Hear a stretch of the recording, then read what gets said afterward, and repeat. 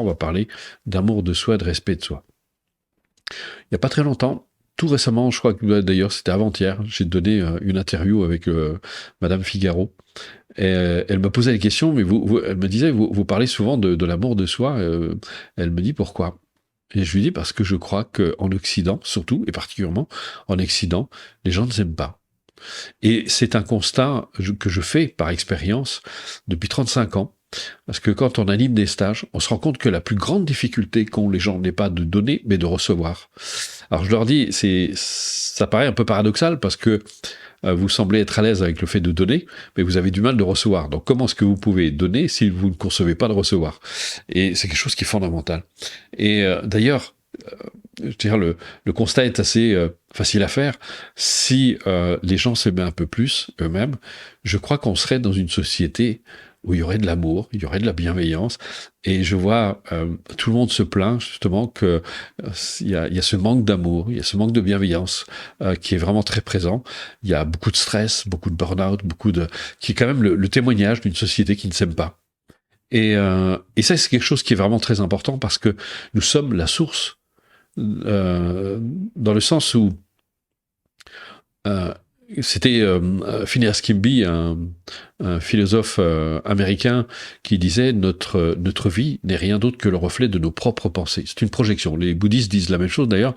Ils disent notre vie, c'est l'émanation de nos pensées. C'est une émanation de nos pensées. Donc quand on regarde un peu la vie qu'on mène dans la culture, on se dit effectivement, il n'y a pas beaucoup d'amour et il n'y a pas beaucoup de gens qui s'aiment. Je ne veux pas dire qu'il n'y en a pas, mais il faut être honnête. C'est un fait assez général. D'ailleurs, même Dalai Lama, quand il est venu en Occident, on lui avait posé la question, d'ailleurs, c'était au tout début, on lui avait posé la question sur la haine de soi. Et il ne comprenait pas, parce qu'il ne comprenait pas qu'on puisse avoir de la haine pour soi. Pour lui, c'était quelque chose qui était insensé. Et pourtant, c'est quelque chose qui est assez présent, assez récurrent dans une culture. On va voir combien l'amour de soi est quelque chose d'important. Elle n'a rien à voir avec le narcissisme ou une forme égocentrée. L'amour de soi, c'est être capable de prendre soin de soi. Quand j'ai, par exemple, fréquenté les bouddhistes, moi, j'ai découvert une chose extraordinaire, c'est qu'on apprend à l'enfant, dès le plus jeune âge, à être bon pour lui. Autrement dit, à se respecter. Parce qu'on part de l'idée qu'on incarne la vie. Nous sommes la vie. Et de ce fait, c'est important de chérir cette vie, de la respecter, de l'aimer. Alors la question, mais comment faire? Parce que effectivement, on a finalement une piètre image de nous-mêmes, une piètre idée de nous-mêmes. Quelqu'un qui s'aime n'est pas dans l'auto-jugement. Il n'est pas là à se juger, à se faire du tort, à se faire du mal. Il est capable de prendre soin de lui. Il ne dépend pas de l'approbation, de la désapprobation des autres, ce qui est tout l'inverse chez quelqu'un qui ne s'aime pas, parce qu'elle a toujours besoin du regard des autres. Elle craint la désapprobation et elle est avide de recevoir et ça la rend finalement très manipulable, parce que quelqu'un de malveillant, justement, il passe par là, et qui aura tendance à lui dire ce qu'elle a envie d'entendre, eh bien, va très aisément la manipuler. Donc on voit, l'amour de soi, c'est quelque chose qui vous protège de la malveillance, qui vous protège, comment dire, parce que vous allez être plus attentif à vous-même. Vous allez prendre soin de votre santé, par exemple. Quelqu'un qui s'aime, il ne fume pas. Pourquoi il se ferait du tort? Pourquoi il absorberait des substances toxiques? Donc, vous voyez, c'est plein de choses comme ça qui font que... alors, il y a des personnes qui me disent, mais c'est pareil, moi je m'aime bien. Mais quand on commence à creuser un petit peu la question, eh bien on voit que c'est pas si vrai que ça. En surface, oui, mais on voit quand même qu'elles sont quand même très dépendantes du regard des autres. Regardez, on est, très honnêtement, nous sommes dans une société du paraître, où le paraître est quelque chose d'extraordinairement présent, et on est toujours en train de faire attention à ce que les gens vont penser de nous, que ce soit sur le plan physique, mais que ce soit sur le plan par rapport à l'image qu'on essaie de donner de nous-mêmes. Et on essaie toujours de donner une bonne image de nous-mêmes. Mais le problème, c'est que ça nous rend esclaves, finalement, de tout ça. Et il suffit qu'une personne nous fasse une remarque désobligeante ou soit désagréable avec nous, et ça va nous mettre dans tous nos états. Et on va perdre confiance en soi aussi, ou l'estime de soi. Et je vois tellement régulièrement des personnes qui me disent mais voilà je suis mal considéré dans mon travail, les autres font pas attention à moi, etc. J'ai l'impression de ne pas exister. Mais ça, c'est lié vraiment à l'amour de soi. Quelqu'un qui s'aime est vraiment très autonome. Il ne dépend pas de ce regard de l'autre. Il sait bénéficier de la critique, si elle est fondée, si elle est juste. Il saura en bénéficier, il saura l'écouter. Mais il ne se préoccupe pas du tout de ce que les autres, il n'est pas dépendant, il n'a pas besoin de plaire en fait, et donc il n'est pas du tout dépendant de ce que les autres peuvent penser ou pas. Ça ne veut pas dire qu'il les ignore, ça ne veut pas dire qu'il est indifférent, ça n'a rien à voir. Il est parfaitement à l'aise. Et comme je me plais à le répéter, si on apprenait, vous savez, la fonction du parent, c'est d'aider à l'enfant à être autonome. Et c'est à ça que sert l'amour, pas à s'approprier l'enfant, mais à l'aider à avoir plus d'estime de lui-même pour qu'il ne soit plus dépendant. Parce qu'un enfant qui a été aimé authentiquement, eh bien, il se demande plus tard s'il peut être aimé ou pas. Pour lui, ça va de soi, c'est évident. C'est dans l'ordre des choses et c'est naturel. Mais pour la grande majorité d'entre nous, parce qu'on est dans une société qui est très, très égocentrique, qui est très individualiste, qui est très, où les gens sont très préoccupés vraiment d'eux-mêmes. Et vivent constamment dans la crainte aussi, parce que ça c'est lié, dans la crainte du lendemain, etc. Donc, on va voir combien vraiment l'amour de soi est quelque chose de très important. Alors, la question qu'on se pose, oui, mais comment faire pour l'acquérir? Eh bien, c'est là, vous allez voir, la démarche que je vais vous présenter, que j'enseigne depuis 35 ans, va vraiment vous aider. La première chose d'ailleurs qu'on fait, et je dirais presque du début à la fin, vous allez apprendre à vous aimer, parce que c'est fondamental. Vous allez apprendre à vous aimer, et je parlais du respect, parce que souvent les gens ne se sentent pas respectés. Mais comment les autres peuvent vous respecter si vous ne vous respectez pas vous-même? Comment les autres peuvent vous aimer si vous ne vous aimez pas vous-même? Je vais même vous le dire autrement. Est-ce que vous feriez un cadeau à quelqu'un que vous n'aimez pas? Bien sûr que non, sauf si vous êtes un saint ou une sainte. Mais dans 98% des cas, vous ne ferez pas de cadeau à quelqu'un que vous n'aimez pas. Et donc, comment vous allez vous faire des cadeaux si vous ne vous aimez pas? Et en fait, finalement, la vie, elle est juste conforme à l'idée qu'on se fait de nous. Donc si on pense au fond de nous, même secrètement, parce que souvent ce sont des pensées qui sont complètement ignorées par la conscience, si secrètement au fond de nous, on pense ne pas mériter d'être aimé, d'être respecté, d'avoir un métier épanouissant, de faire des rencontres épanouissantes, etc., eh bien, comment est-ce qu'on va le recevoir? C'était Shimenji Rinpoche, d'ailleurs, dont je vous ai parlé au début de cette conférence, qui avait dit à une de mes amies, si tu ne crois pas en toi, qui va croire en toi? Et les autres vous donnent le change.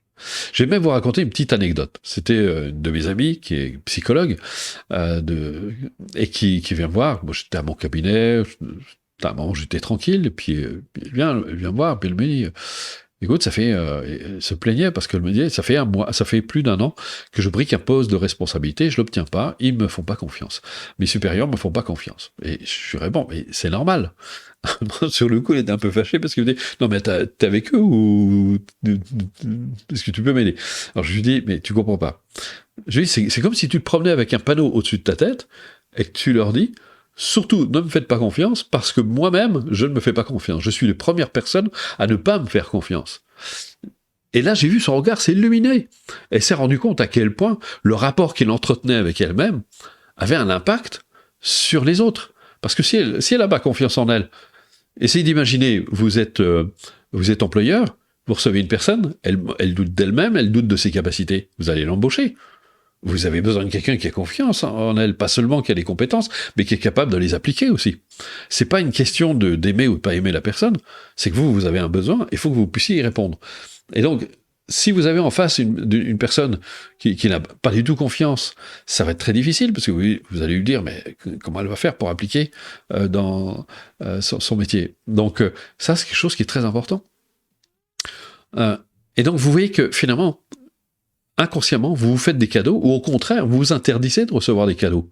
Si vous avez suffisamment d'amour, d'estime de vous-même, eh bien, votre vie, elle est tout à fait cohérente avec cette estime et ce respect que vous avez de vous-même. Alors maintenant, je reviens.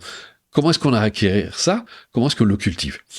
la première étape qu'on découvre dans cette démarche, eh bien, c'est que vous allez apprendre à être bienveillant à l'égard de vous-même. Je vous disais tout à l'heure, quand j'ai rencontré les bouddhistes qui apprenaient dès le plus jeune âge à l'enfant à être bon pour lui, eh bien, c'est ce que vous allez faire. C'est-à-dire que sur un premier programme de 7 semaines, on va développer une faculté qu'on possède tous, c'est l'attention. On a tous cette capacité d'attention. Alors, aujourd'hui, on parle beaucoup de pleine conscience, de MBSR, mais à l'origine, dans la méditation, vous savez que la méditation, ça existe depuis près de 4000 ans, c'était donc bien avant Bouddha, mais même à l'époque de Bouddha, on parlait d'attention, on parlait pas de pleine conscience, ça n'existait pas, c'est un terme qui a été inventé en 70 par Dr Kabat-Zinn. Mais en fait, on parlait d'attention, parce que l'attention, c'est une faculté qui est naturelle, qui est inhérente à l'individu. On n'a pas besoin de... Et vous faites déjà preuve d'attention, vous faites preuve d'attention à l'égard de vos enfants, vous avez quelqu'un qui sent pas trop bien, vous allez être une présence pour lui, vous allez lui prêter de l'attention. Donc dans l'attention, il y a une notion de bienveillance. Mais cette bienveillance, on l'applique rarement à soi. Et là, vous allez apprendre à l'appliquer sur vous-même. Vous allez apprendre à l'appliquer sur le corps, vous allez apprendre à l'appliquer sur vos propres processus mentaux, et puis vous allez approfondir. Et pendant 7 semaines, comme ça, vous allez permettre à votre conscience, grâce à cette merveilleuse faculté qui est l'attention, vous allez permettre à la conscience de se stabiliser dans l'instant. Parce que vous avez certainement dû le constater, c'est un fait d'observation, c'est que notre conscience a la fâcheuse habitude de suivre les pensées, de s'identifier aux pensées. Et donc vous devenez littéralement vos pensées. Quand vous vous identifiez à vos pensées et donc forcément aux émotions, ça nous arrive souvent de dire je me suis laissé emporter dans mes émotions. Parce que, en fait, vous partez avec. Et là, vous allez découvrir cette capacité à rester là, quoi qu'il s'élève dans votre champ de conscience. Les pensées s'élèvent, mais vous les laissez passer. Les émotions s'élèvent, vous les ressentez même physiquement, au niveau du corps, mais vous ne vous identifiez pas, vous les laissez passer. Mais ça, vous ne pouvez l'obtenir que si vous entraînez votre conscience à rester là grâce à l'attention.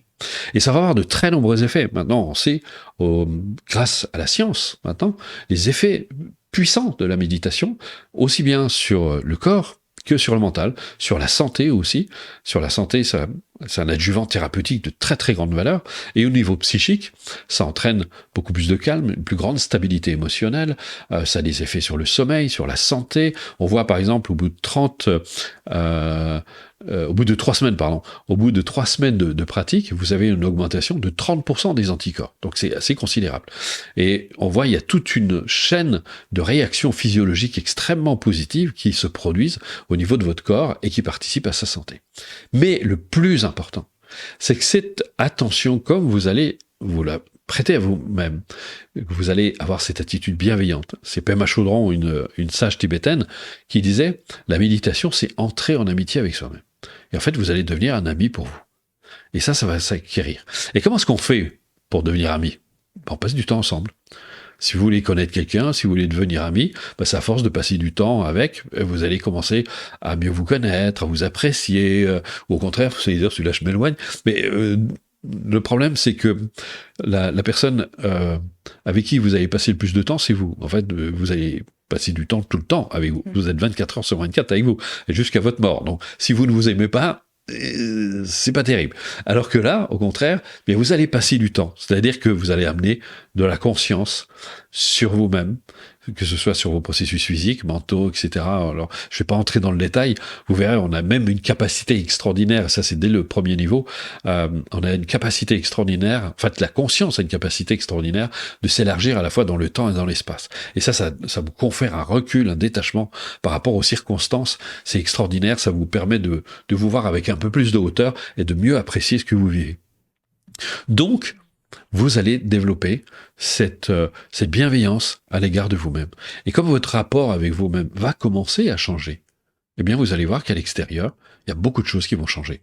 Votre rapport avec les autres, et ça très régulièrement, les gens nous disent, au bout de quelques semaines de pratique, commencent à sentir des changements. Ils sentent plus détendus, ils sentent plus ouverts, ils commencent à voir que leur rapport avec les autres s'améliore. Je vais même vous raconter une petite anecdote. J'étais en cabinet, il y avait une une pratiquante qui était commerciale, puis qui m'avait demandé un entretien à la fin elle avait fait les 3 niveaux, et puis elle me dit, écoutez, il faut que je vous raconte une anecdote qui est assez extraordinaire avec mes enfants. Il y a ma petite fille qui est venue me voir un jour, elle s'est mise sur mes genoux, puis elle me dit, tu sais maman, t'as vraiment beaucoup changé, parce que même quand tu te fâches, eh bien c'est plus pareil. Donc vous voyez, même vos enfants le ressentent. Et d'ailleurs, je ne cesse de dire aux parents, mais vos enfants n'ont pas besoin de parents parfaits. Ils ont besoin de parents heureux, de parents qui s'aiment pour bien aimer leurs enfants. Je ne veux pas dire par là que vous n'aimez pas vos enfants, c'est évident que vous aimez vos enfants. Mais si vous avez davantage d'amour de vous-même, vous leur faites un bien fou. Et si vous êtes apaisé, vous leur faites un bien fou aussi. Et ça se vérifie chaque fois. On a vu des résolutions, et Nathalie qui est là à côté de moi pour vraiment en parler, on a vu des résolutions de conflits entre parents et enfants-parents, grâce à ces pratiques, parce que les personnes changeaient leur rapport avec eux-mêmes, et ça leur permettait d'avoir complètement un autre rapport, une autre attitude à l'égard de leurs enfants, de leurs parents, et les relations s'harmonisaient complètement. Et c'est assez magique quand on voit ça. Même des personnes, ça faisait des années qui ne se parlaient plus et qui ont complètement changé et qui ont commencé à avoir un peu plus d'amour pour eux-mêmes d'abord et forcément pour les autres. On commence à manifester parce qu'après, il ne s'agit pas de le garder juste pour soi, mais de l'étendre après. Et c'est ça qui va mettre de la magie dans votre vie. Ensuite, on va passer à une autre étape qui est très importante parce que l'attention, et si vous appelez ça la pleine conscience, ça ne suffit pas. C'est juste un aspect de la méditation. Parce que vous allez vous heurter à des obstacles. C'était Shimenzi Rinpoché qui disait « L'être humain, c'est comme une voiture à 2 moteurs. Il y a un moteur qui pousse en avant, ce sont vos aspirations, l'aspiration au bonheur, l'aspiration, toutes sortes d'aspirations que vous pouvez avoir, des aspirations positives, et il y a un moteur qui tire en arrière. Ça, ce sont vos obstacles personnels, les peurs, la culpabilité, les vues fausses, etc., le manque d'estime de soi, le manque d'amour de soi, qui sont autant de freins qui vous empêchent d'avancer dans la vie. Eh bien, là, on va vous montrer à travers ce 2e niveau, c'est la 2e étape, comment vous libérer de tous ces obstacles. Parce que c'est... Alors, avant de continuer, je voudrais vous dire, parce que vous dites, ah ouais, mais il y a du travail. Non, justement, parce que vous allez découvrir une chose qui est fantastique. Moi, j'ai découvert ça avec les bouddhistes. J'ai découvert l'effort joyeux. Nous, on a tendance à associer effort et contrainte. Et je vois d'ailleurs dans une culture, c'est amusant, les gens, ils parlent de travail sur soi. Je dis, mais quelle horreur. Comment est-ce qu'on peut travailler sur soi? Comment vous voulez avoir révélé du bien-être, une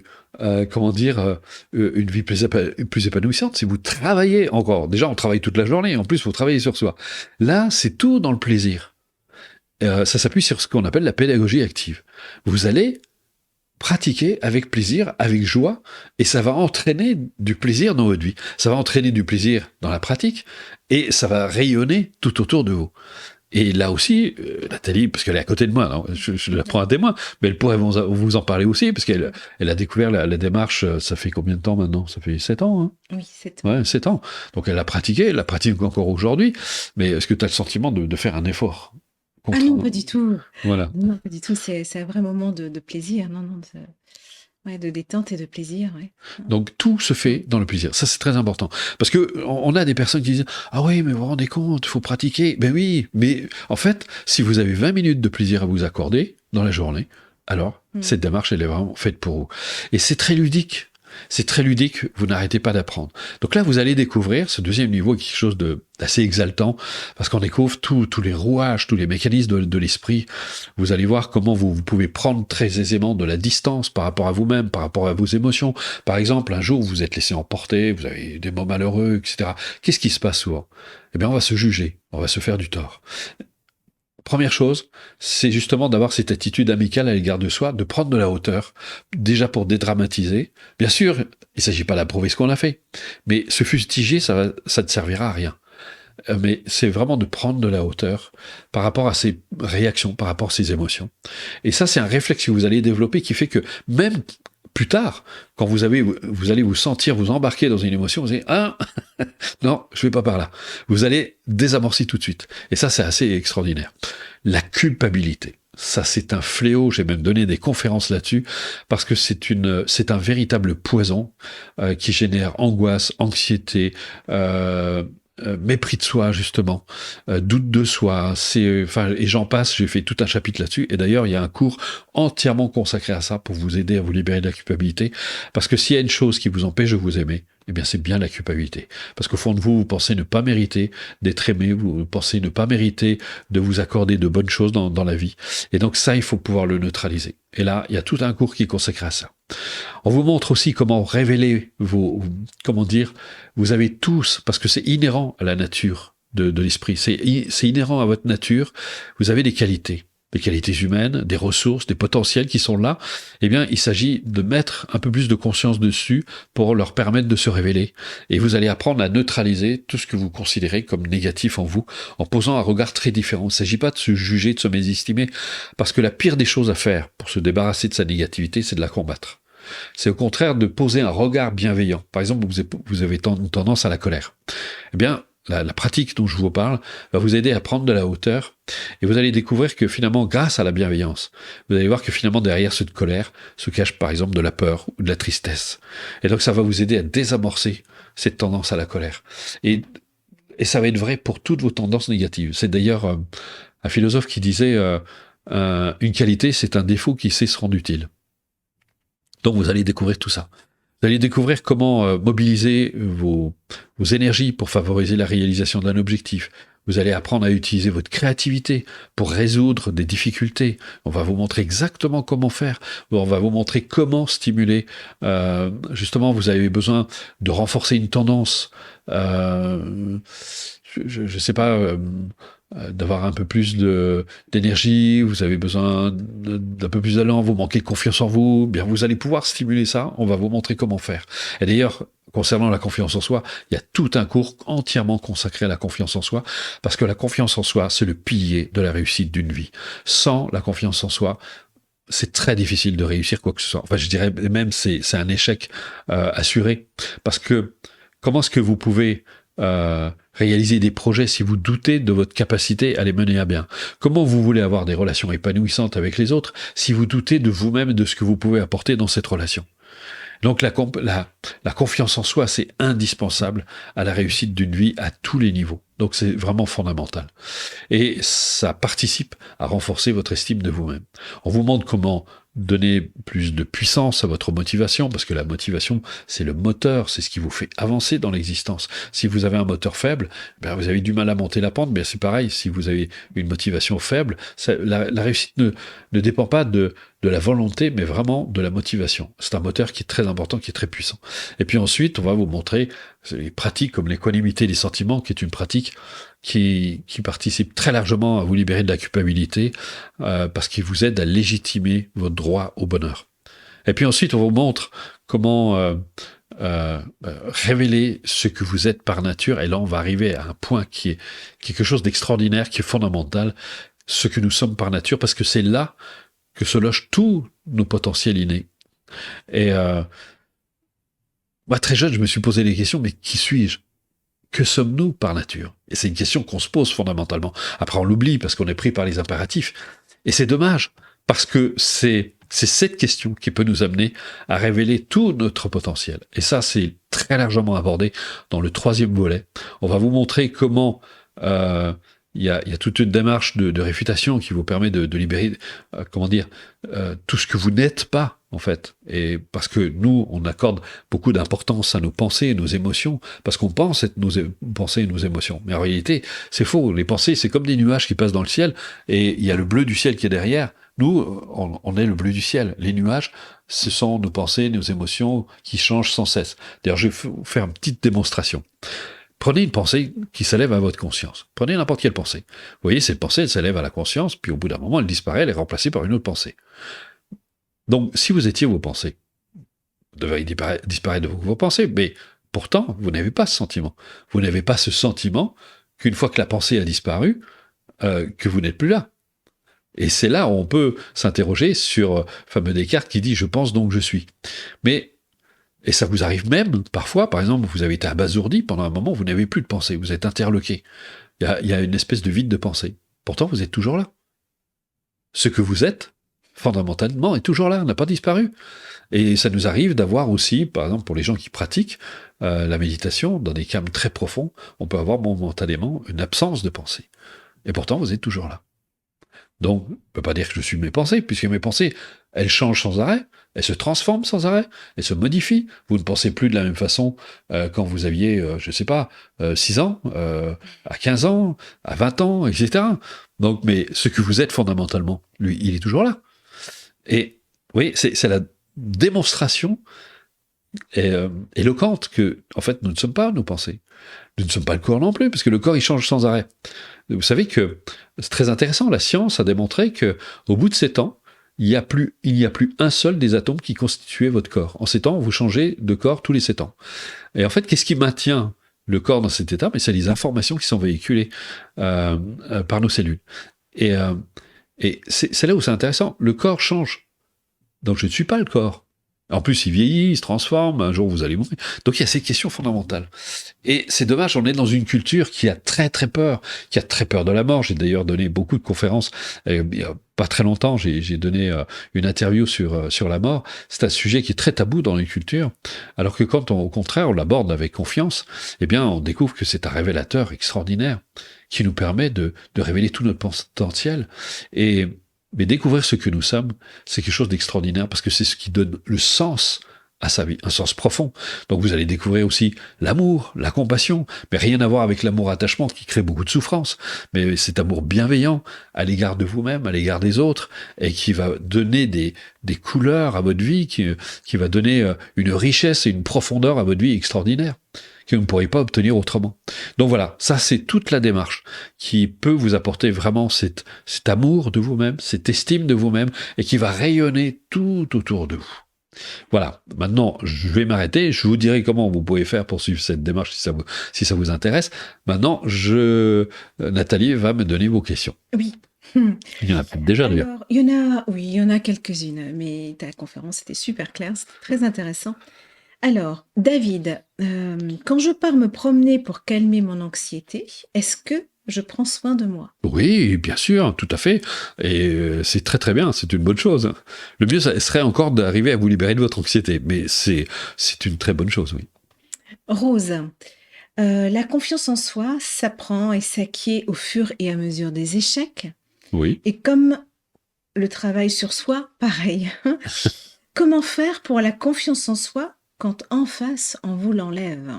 Mais non, justement, c'est là où je pense que s'il y a une vraie confiance en soi, elle ne peut pas être anéantie par l'autre. Ça montre justement qu'on n'a pas assez confiance en soi. L'autre arrive encore à nous déstabiliser. Donc s'il y a une vraie confiance en soi, elle ne se laisse pas, face au vent contraire, elle ne s'envole pas. C'est parce que c'est en vous. C'est la confiance en soi est liée à la conscience de soi. Plus vous avez conscience de vos vrais potentiels, de vos richesses, ben l'autre ne peut pas vous l'ôter, puisque vous en avez conscience.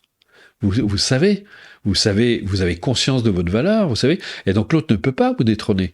Si l'autre arrive à vous atteindre, c'est parce qu'il fait écho à quelque chose qui est présent en vous. C'est quelque chose qui est bien connu dans le décodage biologique. On sait très bien que si une personne, d'ailleurs c'est une amie qui faisait du décodage biologique, me disait, imagine quelqu'un qui te traite de nègre ou de blanc-bec, ou de blanc-bec, était ni l'un ni l'autre. Par exemple, justement, imaginons quelqu'un me traite de black. Je vais dire, il faut qu'il change des lunettes, lui. Je vais rire. Ça m'affecte pas, parce que je sais que c'est pas vrai. Comprenez la nuance? Et inversement, c'est pareil. Si quelqu'un de couleur, quelle que soit sa couleur d'ailleurs, quelqu'un l'insulte ou le traite de blanc-bec, il va dire, il va être là, il va dire, il a une mauvaise vue, il faut qu'il change. Ça ne va pas vous affecter, parce que vous savez que c'est pas vrai. Si quelqu'un vous insulte, vous fait une remarque, si vous avez conscience de votre valeur, ça vous affecte pas, parce que vous savez que c'est pas vrai. Honnêtement, il doit être un peu fatigué, il n'est pas de bonne humeur. Et puis, il y a un autre point qui est très important, que quand vous avez confiance en vous, vous rendez à César ce qui est à César. Je me plais à répéter à des personnes, on dit si quelqu'un se met en colère après vous, et que ça crée un malaise en vous, votre problème, c'est votre malaise. Lui, son problème, c'est sa colère. Mais le jour où vous vous libérez de votre malaise, bah, vous n'êtes plus affecté par sa colère. Et c'est son problème, la colère. C'est plus vôtre. Vous comprenez? Donc, si vous avez vraiment confiance en vous, l'extérieur ne vous déstabilise plus. Alors, Charlotte Forever, euh, Pourquoi vous dites que de fumer veut dire qu'on ne s'aime pas et qu'on se respecte pas? J'aimerais arrêter le tabac. Vos cours aident-ils à cela? En tout cas, ça peut largement y participer. Vous aurez des efforts à faire aussi de votre côté. Mais réfléchissez juste 2 minutes. Vous vous aimez. Pourquoi vous feriez du tort? Parce que vous savez très bien que la cigarette est toxique. Vous savez qu'elle peut même vous entraîner vers le cancer. Donc c'est pas anodin. C'est pas un geste anodin de fumer. C'est un acte d'agression à l'égard de son propre corps. Si vous vous aimez, pourquoi est-ce que vous absorberiez des substances toxiques? Si quelqu'un vous sert un plat et vous dit il y a du poison dedans, vous allez le manger? Ben non.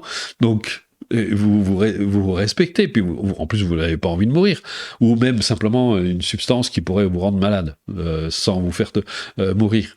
Ben, c'est pareil, vous n'allez pas le faire. Vous allez dire je respecte mon corps. Et ben c'est pareil. Donc si vous vous aimez suffisamment, vous n'allez pas vous intoxiquer. Et l'amour de soi, justement, peut vous aider à vous dire bon, maintenant j'arrête.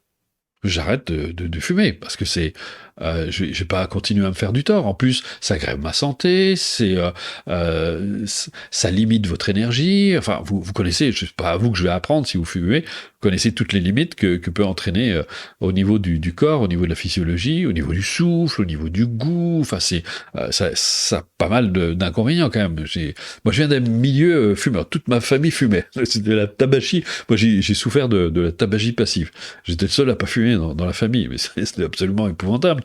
Et heureusement, j'ai échappé à ça. Mais j'ai jamais fumé. Ils m'ont donné envie de faire exactement l'inverse, de ne pas fumer, parce que ma mère est décédée d'un cancer des poumons. Enfin, mes frères et sœurs sont pas en très bonne santé. Donc je me dis pourquoi est-ce que je me ferais du tort à ma santé si je m'aime bien? Il n'y a pas de raison. Huguette, comment faire quand la peur des autres nous submerge et gâche nos relations? Que faire? Mais c'est ce que j'ai dit tout à l'heure. Encore une fois, si vous avez suffisamment confiance en vous, si vous avez suffisamment conscience de votre valeur, l'autre peut pas vous atteindre, il peut pas vous affecter. Donc c'est là où vous découvrez vraiment la nécessité de prendre votre vie en main et de construire cette estime et cet amour de vous-même pour que les autres ne puissent plus vous atteindre. Safa, comment récupérer physiquement suite à un burn-out? Est-ce que la méditation pourrait aider? Oui, il y a énormément de travaux qui ont été faits à ce sujet. On a régulièrement des personnes qui viennent, qui sont en burn-out, qui nous ont dit combien ça les avait aidés. Par contre, si vous avez fait un burn-out, je vous recommande vraiment, en parallèle, la médecine chinoise peut vraiment bien vous aider à bien rééquilibrer au niveau énergie. Ça aide à bien récupérer. Moi, quand j'étais en cabinet, déjà à l'époque, je travaillais avec des médecins chinois. En faisant les deux, on avait vraiment d'excellents résultats. Doma, mes pensées me contrôlent. Pourquoi et comment faire pour les arrêter? En fait, vous croyez qu'elle vous contrôle. Ultimement, une pensée n'a pas de pouvoir. Elle a juste le pouvoir que vous lui donnez. Plus vous allez, et c'est là où déjà le premier niveau de la démarche est très intéressant parce qu'il va vous donner ce recul par rapport à vous-même, par rapport à vos pensées. Il va vous donner cette stabilité. Ce qui fait que vous ne serez plus affecté par vos pensées ni par vos émotions. Vous continuez à les ressentir, vous continuerez à les éprouver, à ressentir leurs manifestations, mais comme disait un bouddhiste, ça ne vous tire plus vers le bas. Alors, Gillette, comment s'aimer quand on est seul? On n'est pas fait pour être seul.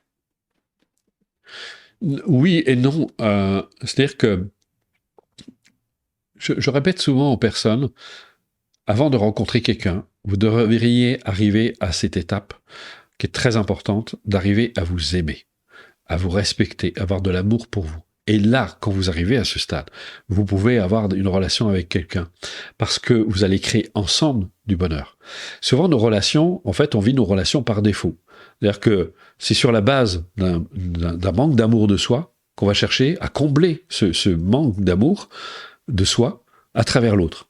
Mais si l'autre, vous n'avez pas rencontré quelqu'un qui s'aime bien, si vous aimez pas, il y a une espèce de correspondance. Et en fait, on est comme ça sans arrêt, dans l'attente que l'autre nous aime. Mais déjà, pour que l'autre puisse nous aimer, il faut qu'on s'aime suffisamment pour recevoir son amour. Donc il y a une espèce d'équation qui est un peu pourrie là-dedans, parce que ça rend la relation très compliquée. Et c'est pour ça qu'aujourd'hui, nos relations, et particulièrement dans les cultures, c'est un échec. C'est un véritable échec, c'est une catastrophe, et on le sait maintenant. Statistiquement, c'est considérable. Les gens, soit ils restent ensemble, mais c'est pas très heureux, ou on se sépare. Il y a énormément de gens seuls, on n'a jamais eu autant de célibataires. Le nombre de célibataires a complètement explosé. Les gens n'arrivent plus à se rencontrer. Pourquoi ? À cause de ce manque d'amour de soi. Si les gens s'aimaient un peu plus, bien, on va plus facilement vers les autres. On établit plus facilement des relations. Et quel que soit l'âge, il n'y a pas d'âge pour ça. Et nous, on le vérifie à chaque fois. Quand on est dans les stages, dès que les gens commencent à avoir un peu plus d'amour, parce que dans un stage, c'est assez fort, ce que les gens vivent, et ils découvrent cette bienveillance, cet amour. Et ils voient, et comme je vous disais au début de ces conférences, c'est vraiment le point clé, je remarque chaque fois, à quel point les gens ont du mal de recevoir. Mais quand ils commencent à accepter de recevoir, eh bien ça change tout. Et là, il y a une relation qui s'établit. Mais une relation fondée sur l'amour et pas sur la peur. Nat pose la question, y a-t-il un lien entre estime de soi et dépendance affective ? Mais oui, parce que on est dépendant de l'autre, encore une fois, parce qu'on manque d'estime de soi, parce qu'on manque d'amour de soi. Quand vous avez suffisamment d'amour pour vous-même, de respect pour vous-même, d'estime pour vous-même, vous n'avez pas besoin de l'autre. C'est pas la même chose. Vous créez une relation, vous avez besoin de l'autre pour créer une relation, mais vous n'avez pas besoin de l'autre pour vous sentir bien, pour être heureux. Votre bonheur n'est pas dépendant de l'autre.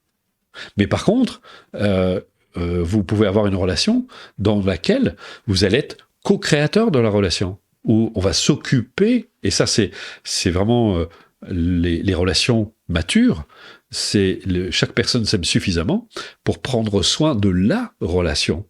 Et c'est cette relation qui va mutuellement enrichir chacun des personnes de la relation. Alors, allez, petite dernière. Ah bon Non ? Ah oui, il y en a encore plein. Bon, on y va.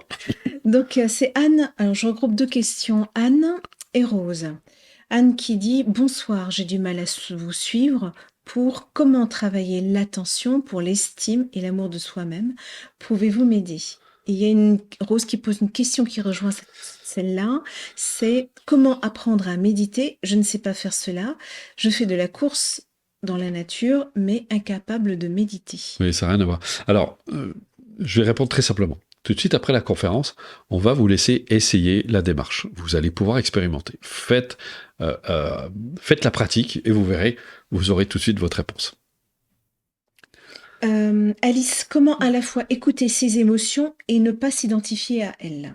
Ça, c'est la pratique. Ouais. C'est vraiment la pratique. Là, je ne peux pas répondre autrement que ça se vérifie chaque fois. Dès qu'on met en application, ça devient de plus en plus évident. Là, comme ça, c'est sûr que vous ne pouvez pas le comprendre. Mais c'est pour ça que l'entraînement au long cours, plus vous allez pratiquer, plus vous allez avoir cette capacité à prendre de la hauteur par rapport à vous-même, par rapport à vos émotions. Mais ça, il n'y a vraiment que la pratique qui le permet. On ne peut pas faire autrement. C'est impossible. C'est pas une baguette magique. Hein. Ça n'existe pas, ça. Alors, hey, je suis hypersensible et je vis ça comme un handicap. Comment faire ? La pratique. Là, c'est pareil. Là, c'est un hypersensible qui vous en parle. Moi, mon ancien hypersensible, on a tous une sensibilité naturelle. Aujourd'hui, on parle de l'hypersensibilité. Certains même en font une espèce de comment on appelle ça ? Il y a un terme pour ça, je sais plus, enfin bon, peu importe. On a l'impression que sont des êtres à part, qui ont des capacités à part, etc. Mais l'hypersensibilité, c'est pas un trait de caractère. Si c'était un trait de caractère, ça ne pourrait pas s'améliorer. Ça serait figé. Et ça serait très difficile à modifier. Alors que la preuve, on a la preuve, par la pratique, et j'en suis la preuve, c'est qu'on peut retrouver une sensibilité naturelle. C'est-à-dire qu'on n'est plus dans l'exacerbation, c'est-à-dire on n'est plus hyper. On redevient sensible, parce que tous les êtres sensibles, il y a les hypersensibles, et on pourrait parler des hyposensibles. En fait, c'est des gens qui ont plus de sensibilité. Par exemple, les psychopathes ne ressentent plus rien, donc c'est pour ça qu'ils sont capables de tuer. Ils ressentent plus la souffrance de l'autre. Nous, on a cette capacité à être sensible, mais des fois on entre, et c'est dû à toutes sortes de facteurs mentaux qui influencent cette hypersensibilité. Mais la pratique permet justement de rééquilibrer tout ça et de retrouver une sensibilité naturelle.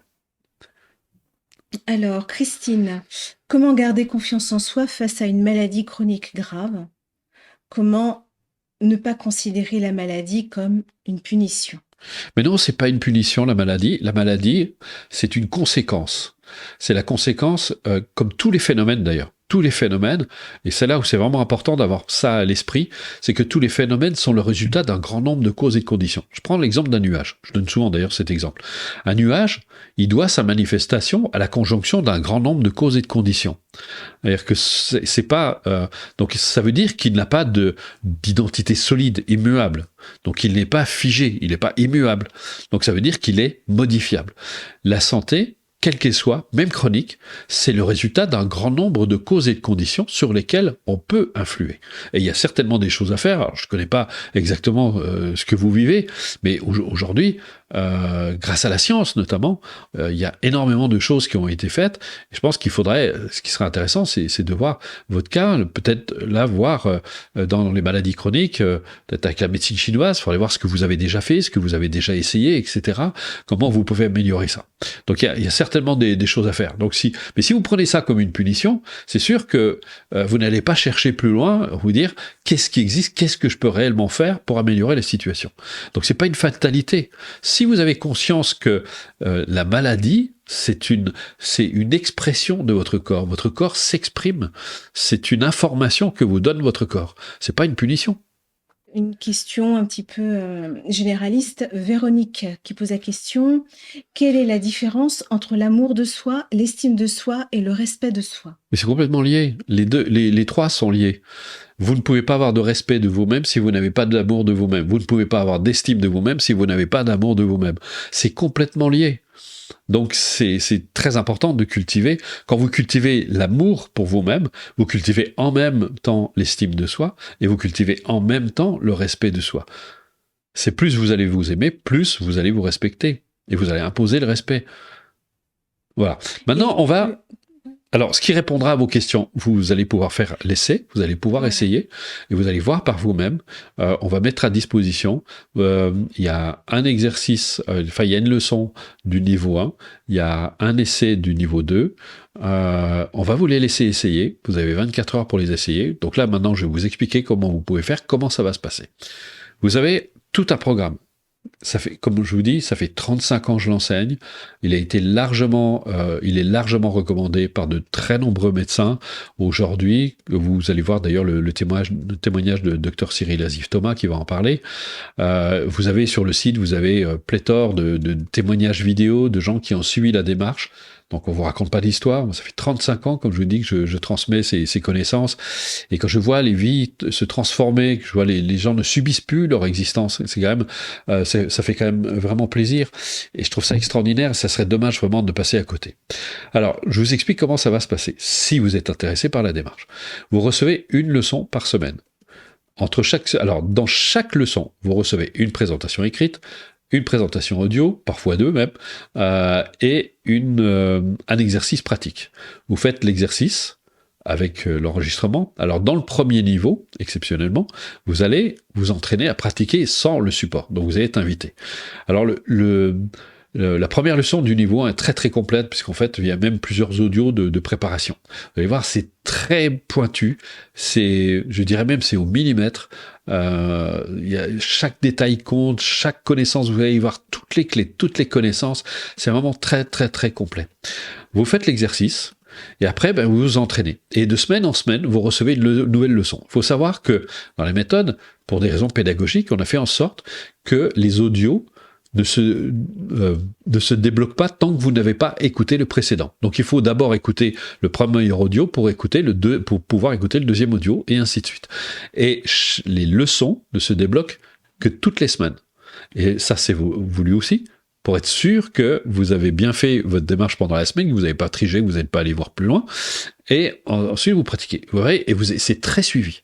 Et étape par étape, comme ça, vous avancez. Vous êtes en plus accompagné. Vous êtes accompagné par moi et par toute l'équipe, par Nathalie, par Loïc, par Fabienne. On est tous là pour vous aider, on est là pour vous accompagner. Donc on répond à vos mails, alors pas trop au téléphone parce que vous êtes quand même très nombreux, mais on a mis en place un groupe de soutien où vous pouvez participer. Il y a vous allez faire partie d'une communauté, il y a plus de 4000 personnes aujourd'hui qui sont présentes sur ce groupe, et les anciens soutiennent les nouveaux, etc. Moi, j'interviens sur le groupe, Nathalie intervient, Loïc aussi intervient sur le groupe, on répond à vos questions, et moi, j'interviens chaque fois que je le peux par vidéo interposée. Comme ça, je réponds à vos questions. Mais vous verrez que la méthode est tellement complète, tellement bien faite, rien n'a été laissé au détail, au hasard. Vous bénéficiez de 35 années d'expérience dans le domaine. Donc, plus 50 ans de pratique personnelle. Donc, vous avez vraiment une vraie démarche très complète. Donc, de semaine en semaine, comme ça, vous avancez progressivement. Petit détail, la démarche, vous la retrouvez. Vous avez deux façons de la retrouver. Soit sur votre espace client, où vous pourrez accéder à vos leçons, soit sur l'appli. On vous offre une appli gratuitement, vous n'avez rien à payer. Loïc va vous la montrer. Voilà. Regardez sur la 3e colonne, vous voyez, c'est là où vous accédez à vos leçons. Et en plus, sur cette appli, l'avantage, c'est que vous allez avoir plein de compléments gratuits.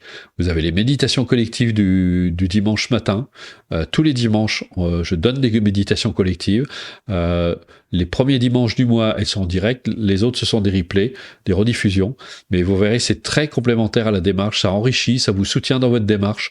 Vous avez les balades de Bruno, puis vous avez le mot du jour, vous avez plein de choses qui vous sont. Et tout ça, c'est gratuit. Il faut savoir que notre activité, c'est 60% de gratuit. La démarche dont je vous parle ce soir, elle est payante. Mais vous allez voir les tarifs, parce que je vous expliquerai pourquoi. Tu peux retirer le... Voilà, puisqu'on arrive au tarif. Combien ça coûte? J'espère que vous êtes assis. 11,29 € par leçon. C'est rien du tout. Si vous allez voir un coach, un professionnel, si vous allez en cabinet, c'est entre 50 et 150 €. Il n'y a pas très longtemps, une personne me disait, mais c'est vrai que c'est donner vos cours, parce que moi je suis des cours d'anglais, c'est 40 € la leçon. 11,29 € la leçon avec tout ce que je vous ai dit. Et l'autre avantage, c'est que elle est acquise définitivement. C'est-à-dire qu'une fois que vous avez fini les cours, vous avez acquis les 31 leçons, eh bien, vous pouvez les refaire autant de fois que vous voulez. Si vous allez en cabinet, si vous voulez reprendre des leçons, si vous voulez reprendre des séances, vous êtes obligé de les repayer. Là, le cours est à votre disposition in aeternam, aussi longtemps que vous le voulez. Donc, vous ne payez qu'une seule fois. C'est 11,30 € la leçon donc il y a 31 leçons. Donc ça fait 349 € pour une formation qui dure 9 mois. Alors vous allez lui dire, mais 9 mois de plaisir. 9 mois de plaisir. C'est extraordinaire. Les gens, quand ils arrivent au 3e cycle, ils disent, mais c'est déjà fini. C'est extraordinaire. Vous allez vous faire plaisir. Alors c'est rigolo parce que souvent les gens me disent, mais j'ai pas le temps. Moi je me dis, ça, c'est un petit mensonge quand même, parce qu'on sait, vous et moi, que quand on voit le temps qu'on passe devant la télé, c'est la moyenne chez les Français, c'est 3 heures par jour sur la télé. Et je ne parle pas de l'ordinateur, du temps qu'on passe sur l'écran, etc. Donc quand les gens me disent qu'ils n'ont pas le temps, je me dis... vous mentez un petit peu. En fait, vous n'êtes pas très motivé, vous n'avez pas envie de prendre votre vie en main. Parce qu'effectivement, cette démarche, et c'est pour ça qu'on l'a affiché sur les conférences, cette démarche, elle est faite pour des gens qui ont envie de prendre leur vie en main, qui ont vraiment envie de faire quelque chose pour eux-mêmes, qui en ont assez de souffrir, qui se disent, non, ça suffit, moi j'ai envie d'avoir une vie satisfaisante, heureuse et accomplie, moi j'ai envie vraiment de me prendre en main. Et là, vous allez vous prendre en main. On est compte 349 € pour toute une vie. C'est un investissement pour toute une vie. Qu'est-ce que c'est que 349 € pour toute une vie? Vous ne payez qu'une seule fois. On est compte, si vous devez prendre 10 séances, 10 séances donc 10 semaines, là vous avez 9 mois, 10 semaines chez un relaxologue, eh bien c'est tout de suite 400 €. Donc, vous vous rendez compte, 349 euros, et vous allez voir à quel point c'est complet. Je vais vous laisser découvrir parce que on vous fait cette offre. En fait, c'est 11,29 € si vous commandez dans les 24 heures. Pourquoi on fait ça? En fait, c'est parce qu'on ne veut pas prendre trop de monde. Nous, notre objectif, c'est d'accompagner les gens, c'est de les aider. Ça fait 35 ans que je fais ça avec bonheur, avec joie, et j'ai envie de faire de la qualité. Donc si on prenait trop de monde, nous, notre objectif, c'est pas de vendre à 2000 personnes en une conférence le soir même. C'est pas ça l'objectif. C'est d'apporter de l'aide à des personnes qui ont vraiment envie de se prendre en main, qui ont vraiment envie de se donner les moyens de changer leur existence. Donc là, pour ces personnes, on est vraiment là pour elles. On est là pour vous aider, on est là pour vous accompagner. Mais on ne veut pas prendre trop de monde. C'est pour ça qu'on vous laisse 24 heures. Après, vous paierez le tarif normal de 30 € la leçon. Mais à ce moment-là, ça fait 950 € pour les 9 mois. Mais c'est à vous de voir. Donc vous avez 24 heures pour essayer. Vous essayez. Allez-y, vous pouvez même essayer dès ce soir. Vous allez voir, faites-vous plaisir, faites la pratique. Vous avez une pratique du premier niveau avec des présentations, des audios. Écoutez-les, prenez le temps. Choisissez un moment où vous êtes vraiment disponible, où vous êtes vraiment tranquille. Ensuite, vous pourrez écouter des exercices, un exercice du niveau 2 avec la présentation. Vous avez une leçon. Vous voyez, si ça vous parle, eh bien à vous de voir. Si ça vous parle pas, c'est pas grave, il n'y a pas de souci. J'ai oublié quelque chose? Non, non, c'est parce que Véronique pose une question. S'agit-il d'une formation certifiante permettant ensuite de pratiquer auprès de clients? Ce que je voulais préciser, tu pourras peut-être aussi le confirmer, elle n'est pas certifiante. Par contre, Non. Cet apprentissage, en fait, cette évolution sur 9 mois est vraiment un soutien pour les thérapeutes Oui. ou les personnes qui sont dans la relation d'aide, justement pour renforcer, soutenir ce que nous apportons auprès des personnes qui ont besoin. On forme énormément de thérapeutes, de coachs, de psychologues, de psychothérapeutes. On en a régulièrement qui suivent et qui disent qu'effectivement, ça les aide vraiment. D'ailleurs, vous verrez, si vous allez sur Facebook, on a fait... Il y a un post où vous voyez les témoignages. Il y a un thérapeute qui fait un témoignage, qui dit comment ça l'a vraiment aidé pour ses patients. C'est une démarche qui a été un véritable accompagnement pour lui.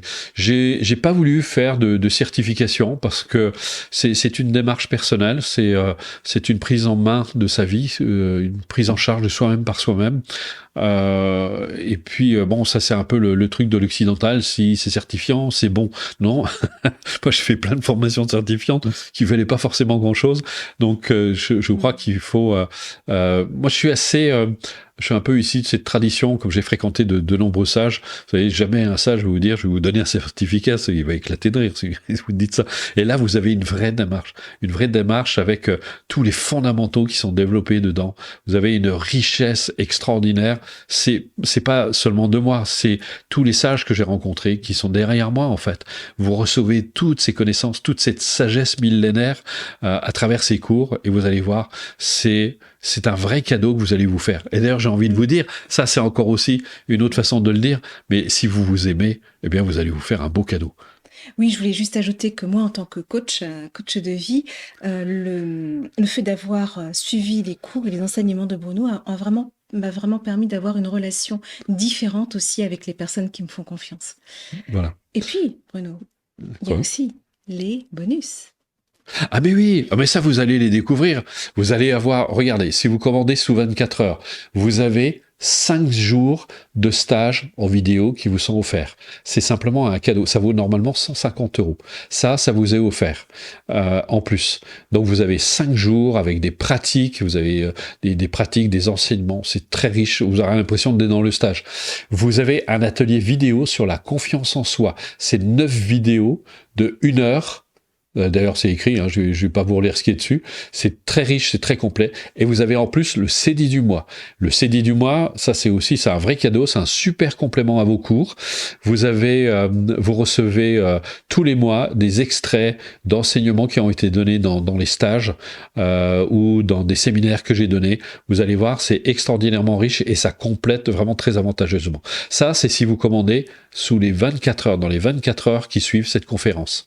Donc voilà, et encore une fois, je le répète, vous avez 11,29 € la leçon, au lieu de 31 € en réalité. Donc franchement, c'est cadeau. Et C'est donc, tellement riche. essayez. voilà, c'est tellement riche et important tous ces bonus qui vous sont proposés sous 24 heures que si vous faites un transfert bancaire ou un chèque, il faut effectivement qu'il puisse être, que le règlement puisse être parvenu dans les délais, les plus corrects. Oui, tout à fait. Donc voilà, à vous de Et il y a décider. aussi les possibilités de paiement en plusieurs fois. Oui, mais tout ça, vous allez le trouver sur le site, hein. C'est indiqué, il y a des paiements 3, 4 fois, si vous voulez, par chèque même plus, pour les Français. Et on a débloqué il n'y a pas très longtemps pour les Belges aussi. Maintenant, il y a des formules de paiement plusieurs fois. Donc voilà, tout ça, et c'est à vous de décider, à vous de voir si vous avez envie de vous faire ce cadeau ou pas. Et puis j'espère qu'on aura vraiment le bonheur de vous retrouver. On va vous laisser avec Cyril Azif-Thomas, docteur Cyril Azif-Thomas, qui est membre du comité éthique des hôpitaux français, membre de Stratégie Santé Mentale France, puis alors il a un nombre de titres assez impressionnant, et il va vous en parler. Vous verrez, c'est là aussi, c'est un vrai plaisir de l'écouter, et j'espère qu'on aura la chance de vous compter parmi les pratiquants qui sont de plus en plus nombreux. À très bientôt. À très bientôt, avec Au plaisir. revoir. Au revoir. Ce sont des cours très complets, très complets, très minutieux, quoi. C'est très précautionneux. C'est des choses qui nous parlent, c'est la motivation, c'est la confiance en soi. On peut le recommander. On peut franchement le recommander. C'est vraiment quelque chose, je pense, qui parle à tout le monde. C'est le bonheur de 7 à 77 ans, hein, au sens large. C'est un bonheur qui implique d'abord de se respecter soi-même. Et on est dans une société actuellement où on ne se respecte pas, où les rythmes sont stressants, où la vie est une vie faite de rapports de force. Quand on est tendu vers le bonheur avec cette approche respectueuse de soi, eh bien l'effort qui nous est demandé, c'est un effort joyeux. Voilà, c'est une éthique qui me va bien, que je trouve très belle. Il y a une vraie logique, les choses s'articulent bien, et en même temps, c'est ça qui est curieux, c'est que c'est pas intellectuel, quoi. C'est pas abstrait, c'est une approche qui est faite d'exercices pratiques, donc on va dire c'est du pratico-pratique. Il y a un vrai équilibre entre le savoir et le savoir-faire, et ça, c'est rare. Bruno, c'est pas juste un enseignement oral, c'est aussi un auteur qui a écrit plusieurs livres. Eh bien, force est de constater que ce concept du bonheur, il l'a travaillé. Et avec cette méthode-là, ça va pas mettre les personnes en danger, loin de là. On en sort apaisé et on en sort remotivé, à se recentrer et puis à retrouver ce sursaut de vie, quoi.